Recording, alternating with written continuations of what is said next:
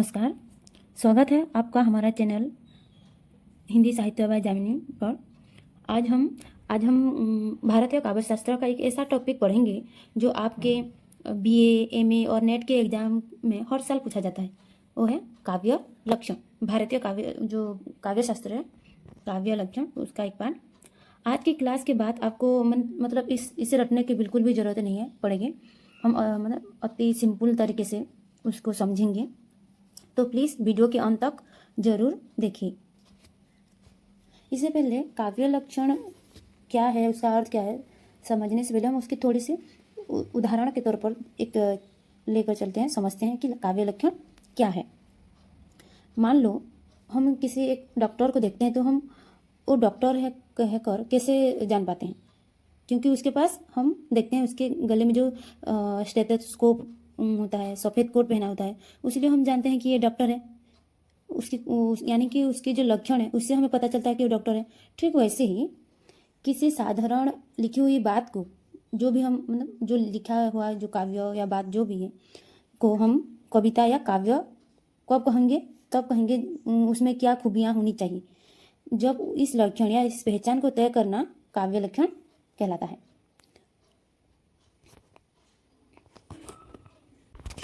हम simple way में तो जाने कि काव्य लक्षण क्या है, फिर भी हम उसकी साहित्यिक परिभाषा को थोड़े देखते हैं। भारतीय काव्य शास्त्र में काव्य लक्षण का अर्थ है काव्य की परिभाषा या काव्य की पहचान तय करना। जिस प्रकार किसी वस्तु या व्यक्ति की पहचान उसके विशेष गुणों से होती है, उसी प्रकार कविता क्या है, उसका मूल तत्व क्या है और वह गद्य पद्य के अन्य रूपों से कैसे अलग है, उन बातों को स्पष्ट करना ही काव्य लक्षण कहलाता है। संस्कृत और हिंदी के आचार्यों ने सदियों से इस बात पर मंथन किया है कि मत दिया है कि श्रेष्ठ रचना में शब्द अर्थ का तालमेल कैसा होना चाहिए, कैसा होना चाहिए। तो काव्य लक्षण का तात्पर्य है शब्द दो शब्दों से मिलकर बना है। काव्य लक्षण का जो शब्द है दो शब्दों से मिले, कौन कौन सा? काव्य और लक्षण। काव्य हम किसे समझते हैं? कविता, यानी कि वह रचना जो रस, आनंद और भावों से युक्त हो। और लक्षण का अर्थ क्या है? असाधारण विशेषता, जो किसी वस्तु को अन्य वस्तुओं से अलग करती है। जैसे हम डॉक्टर के एग्जाम्पल लें तो डॉक्टर को उसकी विशेषता क्या अलग करता है? डॉक्टर के जैसे कि हम उसकी जो कोट, सफ़ेद कोट जो हम भी देखते हैं उसे अलग करता है, तो ये लक्षण हुआ। तो काव्य लक्षण भी है। काव्य लक्षण का मुख्य उद्देश्य काव्य के अनिवार्य तत्वों, कौन कौन से वो तत्व हैं? शब्द, अर्थ, रस, अलंकार, गुण और दोष को निर्धारित करना है। इसके बिना कोई भी कवि श्रेष्ठ काव्य की रचना नहीं कर सकते। मतलब इन तत्वों के बिना कोई भी कवि कविता के लिखते समय श्रेष्ठ कविता नहीं लिख सकता। न कोई पाठक या आलोचक कविता का सही मूल्यांकन कर सकता है इन तत्वों के बिना। संस्कृत आचार्यों के अनुसार काव्य की परिभाषा, हम यहाँ पर जो काव्य के लक्षण है उसकी परिभाषा जो है तीन आचार्यों को देखेंगे। पहले जो संस्कृत आचार्य हैं उनकी परिभाषा, उनके मत को देखेंगे। उसके बाद जो हिंदी के हैं, उसके बाद हम पाश्चात्य काव्यशास्त्र जो आचार्य हैं उनकी मतों को देखेंगे। काव्य लक्षण की परिभाषा उन्होंने क्या दिया। भारतीय काव्यशास्त्र का इतिहास बहुत पुराना है, बहुत पुराना है। विद्वानों ने अपनी दृष्टि के अनुसार काव्य के लक्षण अलग अलग रूपों में दिए हैं। अध्ययन की सुविधा के लिए इन्होंने 3 मुख्य श्रेणी में बांटा है। मतलब अलग अलग जो संस्कृत के आचार्य हैं उन्होंने काव्य लक्षण की जो परिभाषा दी है अलग अलग दी, उनके मुख्यतः 3 वर्गों में या श्रेणी में बांटा है।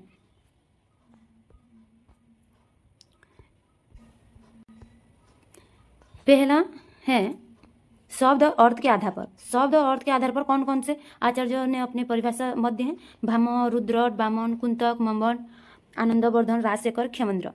और केवल शब्द के आधार पर कौन कौन दिए हैं? दंडी, जयदेव, जगन्नाथ। और रस और ध्वनि के आधार पर विश्वनाथ और भोजराज ने दिए हैं। तो हम आगे बढ़ते हैं।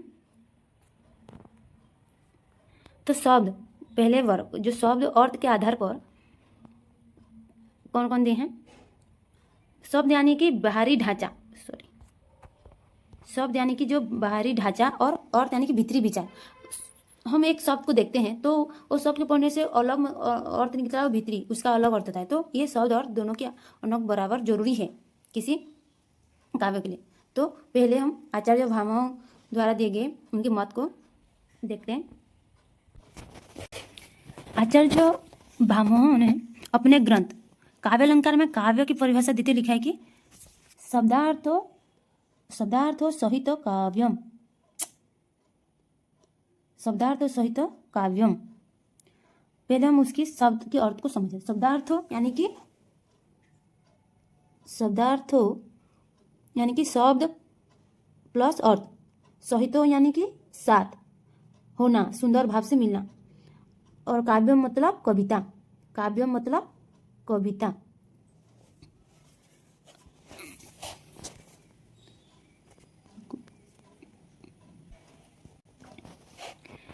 यानी कि सरल अर्थ में शब्द और अर्थ का सुंदर भाव से साथ होना ही काव्य है।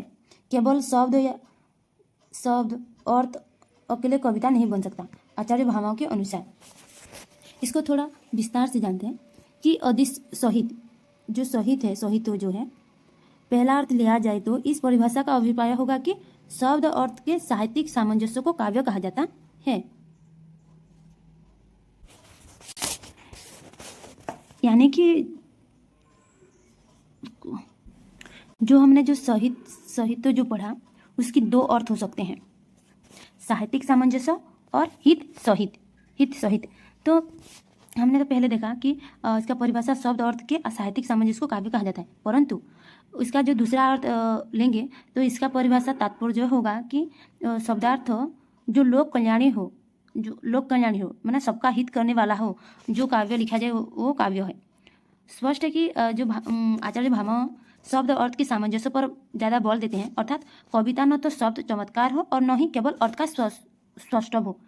उनका मानना है कि सुंदर माना काव्य में सुंदर, कलात्मक और सरस शब्द प्रयुक्त होनी चाहिए, जो उचित भावपूर्ण अर्थ को व्यक्त करने वाला हो। साथ ही कविता में प्रयुक्त शब्दार्थ लोकमंगल का विधायक भी होना चाहिए, उनका मानना है। तो आचार्य रुद्रट के देखते हैं, उन्होंने काव्यालंकार में काव्य लक्षण का क्या मत दिया। उन्होंने कहा है कि ननु शब्दार्थो काव्यम, ननु शब्दार्थो काव्यम। ननु मीन्स, ननु का अर्थ होता है निश्चित रूप से, यानी कि बेशक। शब्दार्थों का मीनिंग होता है शब्द अर्थ।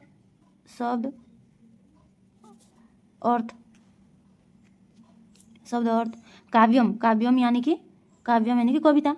यानी कि रुद्रट का मानना है कि निश्चित रूप से शब्द अर्थ का मिला जुला रूप ही काव्य है।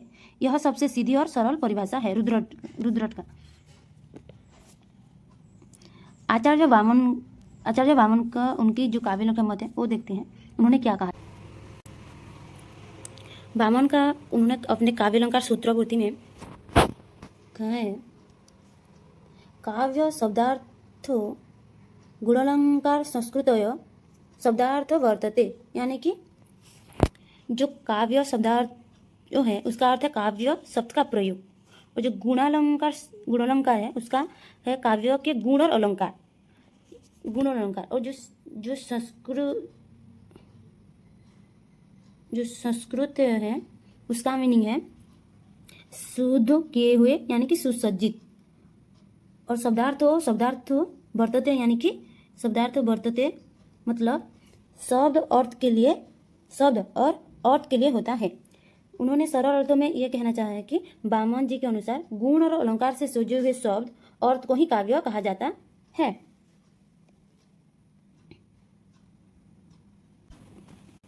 आचार्य मंबन 12वीं शताब्दी के हैं। उन्होंने उनके जो काव्य प्रकाश में जो परिभाषा दी है, तद्दशो शब्दार्थो सगुण अलंकार कृति पुनः क्वापि। इसका सीधा सा अर्थ यह है कि जो तद्दशो है उसका तत् प्लस अदोषो, यानी कि उनका मानना है कि अदोषो यानी कि काव्य दोष रहित होना चाहिए, मतलब काव्य जो है दोषों से रहित होना चाहिए। और जो ये सगुणों है अर्थात काव्य गुण युक्त होना चाहिए। उनका मानना है कि काव्य गुणयुक्त होना चाहिए। जो अनलंकृति पुनः काव्य, इसका अर्थ ये है कि काव्य में अलंकार अनिवार्य नहीं है। उनका मानना है कि काव्य में अलंकार होना इतना भी जरूरी नहीं है। शब्दार्थों अर्थात काव्य शब्द और अर्थ का योग है। अर्थात इसका पूरा जोड़ ये है कि काव्य अर्थात काव्य होता है वह शब्द अर्थ जो दोष से रहित हो, गुण से मंडित हो तथा कभी कभी अलंकार से रहित भी हो सकता है। यह परिभाषा मंबट का है, बहुत ही सिंपल सा है। आगे बढ़ते हैं। आचार्य आनंदवर्धन उनके मत को देखते हैं। काव्य लक्षण के बारे में क्या कहें। हृदयादि शब्दार्थमयत्वमेव काव्य लक्षणम, यानी कि उसका सहृदय इसका अर्थ है अच्छे पाठक या सुनने वाला, और हृदयादि यानी कि हृदय को आनंदित करने वाला, इसका मतलब हृदय को आनंदित करने वाला। शब्दार्थमय तत्वमेव, इसका मतलब है शब्द और अर्थ से भरा होना है। काव्य लक्षण तो जानते हैं हम, काव्य यानी कि कविता, उसका लक्षण क्या होना चाहिए। तो आनंदवर्धन के अनुसार जो शब्द और सच्चे पाठकों को दिल को खुश कर दे वही काव्य लक्षण है। राजशेखर के देखते हैं।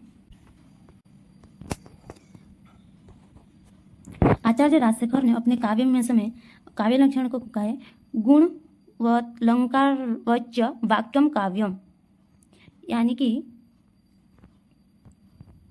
गुणवत् यानी इसका मतलब है गुणों से युक्त। अलंकारवच्य यानी और अलंकार से सजा हुआ। वाक्यम यानी कि वाक्य ही काव्य है उनके अनुसार। तो गुणों और अलंकार से युक्त वाक्य ही काव्य माना है राजशेखर ने।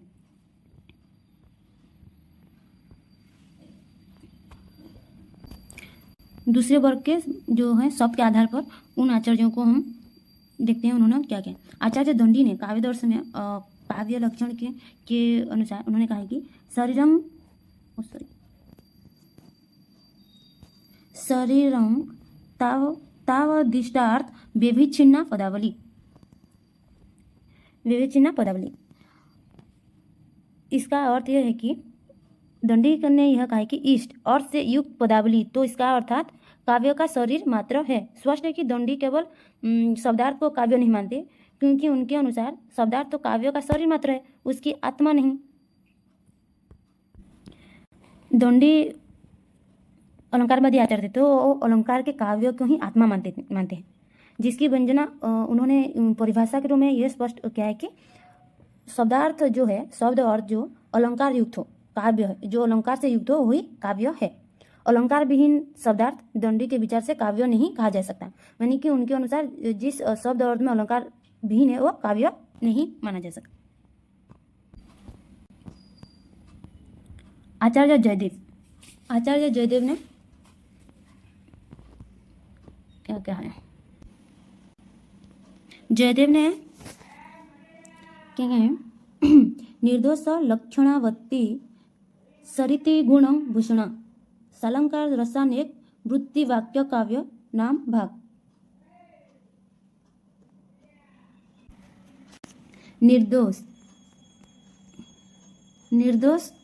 निर्दोष यानी कि बिना किसी गलती के। लक्षणावती जो लक्षण होना चाहिए, लक्षणावती सरिति गुण यानी कि भूषण, सरिति गुण भूषणा यानी कि रीति शैली और गुणों से सजी हुई होनी चाहिए। जो सालंकार रस है, अलंकार रस के साथ होना चाहिए। वाक काव्य यानी कि वह वाणी या शब्द समूह की काव्य है, इसका अर्थ यह है। तो सरल शब्दों में वह वाणी या शब्द जो दोषों से रहित हो, माने दोषों से रहित हो, जिसमें सुंदर शैली गुण अलंकार रस हो, उसे ही काव्य माना, माने उसे ही काव्य का नाम दिया जाता है। ये किसका है? ये जयदेव का मत है। पंडित राज जगन्नाथ ने अपने ग्रंथ रस गंगाधर में रस गंगाधर में काव्य लक्षण को निम्न मतलब जो निम्न व्यक्ति शब्दों में व्यक्त किया है। रमीणार्थ प्रतिपादक शब्द काव्यम।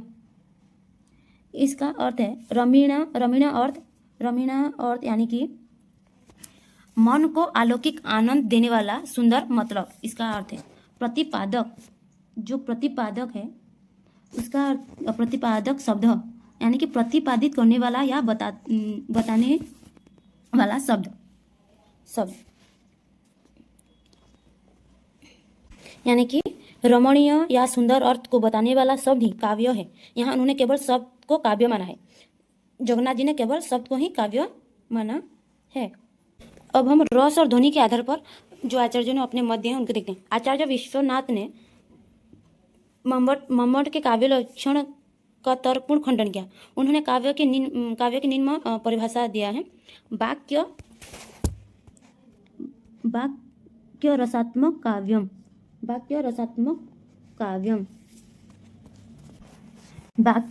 वाक्य यानी सेंटेंस, जो लाइन है। रसात्मक यानी कि रस से भरपूर, भावुक। काव्य माने कविता। तो इसका अर्थ विश्वनाथ जी ने कहा है कि रसों से पूर्ण वाक्य ही काव्य है। इस परिभाषा से स्पष्ट है कि आचार्य विश्वनाथ ने रस को ही काव्य के प्रमुख तत्व माना है। रस को उन्होंने जो काव्य की तत्व माना है, जबकि उनके पूर्ववर्ती आचार्यों ने गुणों को माना है। गुण और अलंकार को अधिक बल दिया है। विश्वनाथ जी ने रस को माना है, याद रखना। ये महत्वपूर्ण परिभाषा है आचार्य विश्वनाथ का, जो वाक्यम रसात्मक काव्यम। ओके। भोजराज ने क्या कहा है उसको देखते हैं। भोजराज के अनुसार जो उन्होंने निर्दोषं गुणवत् का काव्यम लंकारे लंकृतम रसानित्वं कवि कुर्वन् कीर्ति प्रीतिं च विन्दति। यानी कि निर्दोष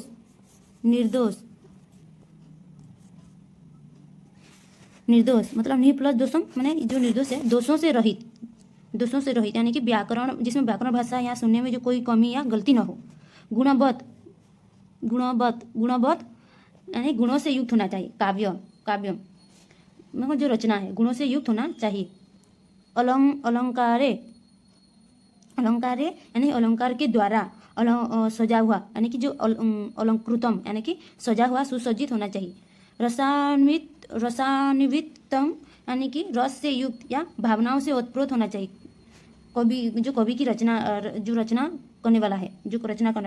कुर्बन यानी कि रचना करता हुआ, जो रचना करता है। कीर्ति यानी कि आप लोग समझते हैं यश या प्रसिद्धि, नाम, जो प्रीति, प्रेम, प्रसन्नता या आत्मिक आनंद होना चाहिए काव्य में। ये वाला च है, यानी कि और, इसका मतलब विन्दति यानी कि प्राप्त करता है। इसका सरल सा मतलब यह है कि भोजराज के मत से दोष से रहित, गुणों से युक्त, अलंकार से सजी और रस से भरपूर रचना करने वाला कवि संसार में यश, कृति और सच्चा आनंद यानी कि प्रीति प्राप्त करता है। अब हम हिंदी आचार्यों के अनुसार काव्य की परिभाषाएं देते हैं। आचार्य रामचंद्र शुक्ल के अनुसार जिस प्रकार आत्मा की मुक्तावस्था ज्ञान दशा कहलाती है। क्या कहलाती है?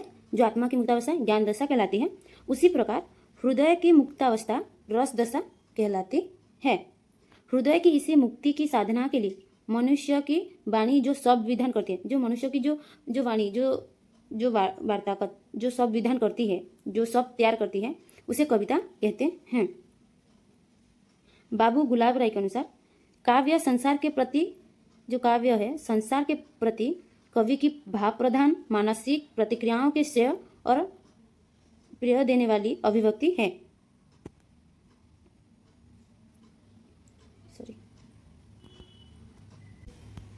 सुमित्रानंद पंत ने क्या है, कविता हमारे परिपूर्ण क्षणों की वाणी है। यानी कि हमारे परिपूर्ण क्षणों, जो भी हम जो क्षणों की जो अनुभूति है वो वाणी कविता है।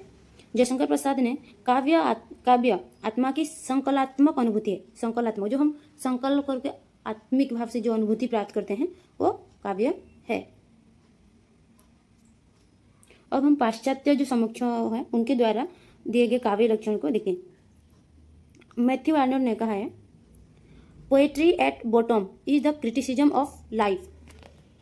यानी कि इसका अर्थ यह है कि कविता मूल रूप से जीवन की आलोचना है। कविता मूल रूप से जीवन की आलोचना है। इसका मतलब काव्य का लक्षण निर्दिष्ट नहीं होता, पर इतना मतलब अवश्य कहा जा सकता है कि कविता का जीवन से गहरा संबंध है। मैथ्यू आर्नोल्ड का मतलब है कि कविता जीवन से गहरा संबंध है। हर्सन के अनुसार poetry is the interpretation of life through imagination and emotion.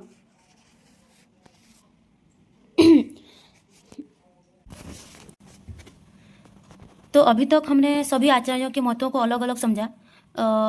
तो सवाल उठता है कि इन सबको मिलाकर काव्य का वास्तविक स्वरूप यानी कि उसकी असली चेहरा क्या निकलकर सामने आता है। जो उसकी स्वरूप को देखें तो पहला स्वरूप है शब्द और अर्थ का सहभाव, यानी कि सुंदर शब्दों में गहरा मतलब। यानी कि काव्य में केवल कठिन शब्द या केवल सीधा अर्थ काफी नहीं है, दोनों में एक जादुई संतुलन होना चाहिए। रसात्मकता यानी कि आनंद, दिलों को छूने वाली भावना जो है, जो काव्य का मुख्य रूप पाठक को आनंदित करना है। बिना रस या भाव के कोई भी रचना सूखी लगती हो। रमणीयता सुंदरता, यानी कि सुंदरता जो है, काव्य का अर्थ ऐसा होना चाहिए जो मन को छू ले और चमत्कृत हो। गुणयुक्त या दोषहीन, गुणयुक्त और दोषहीन एक उसका स्वरूप है काव्य लक्षण का। यानी कि एक आदर्श काव्य की भाषागत, यानी कि जो भाषा और जो भाव है दोषों से मुक्त होना चाहिए। जो भी दोष है उसके मुक्त होना चाहिए, तथा उसमें ओज, माधुर्य, प्रसाद जैसे गुण होना आवश्यक है। अलंकारों का सहज प्रयोग होना चाहिए, यानी कि काव्य की सुंदरता बढ़ाते हुए अलंकार को काव्य की सुंदरता बढ़ाते हैं, लेकिन वे अनिवार्य नहीं है। बिना अलंकार के भी सच्ची भावना कविता बन सकती है। यानी कि हर जगह अलंकार की जरूरत भी नहीं है। इसका स्वरूप यह है। तो हमने पढ़ा, हम क्या समझे कि वह शब्द जो काव्य लक्षण का जो है शब्द अर्थ योजना पाठक के हृदय में मतलब आनंद का संचार करे, आनंद होना चाहिए जो काव्य है, वही समझा हमने। तो आप लोग प्लीज़ एग्जाम के टाइम लिखते समय ध्यान देना कि काव्य लक्षण के अर्थ और उसकी परिभाषा दें। उसके बाद जो तीनों आचार्य जो समीक्षक हैं उनकी आप लोग ज़्यादा नहीं देने से फिर भी संस्कृत के जो आचार्य हैं उनके 5-6 मत देना। उसके बाद हिंदी के, उसके बाद पाश्चात्य काव्य शास्त्र के मतों को लिखना और उसके स्वरूप को भी थोड़ा बहुत अच्छे से समझा देना। और ये आप लोग ये बताना प्लीज़ कमेंट में बताना कि वाक्य और रसात्मक काव्यान किस आचार्य का सूत्र है। आचार्य ब्राह्मण, आचार्य मम्मट, आचार्य विश्वनाथ। तो प्लीज़ चैनल को सब्सक्राइब करें, बेल आइकन दबा दें, कमेंट करें आपको कैसा लगा। मेरा ये नया है तो जो भी गलती है माफ़ कर देना प्लीज़, और बताना कि मुझे और क्या सुधार करना चाहिए पढ़ाई में। और मैं जानती हूँ थोड़ा बहुत मैं रुक को बोलूँ, मैं अपना स्पीड को बढ़ाऊँगी और अच्छे से समझाऊँगी। जो मैं समझती हूँ अच्छे से बोल नहीं पा रही हूँ, थोड़ा रुक जा रही हूँ, फिर भी प्लीज़ कमेंट करके बताना मैं कहाँ क्या सुधार करूँ और अच्छे से। Thank you so much. Please like कर देना, सब्सक्राइब कर देना और देखने के लिए थैंक यू, धन्यवाद।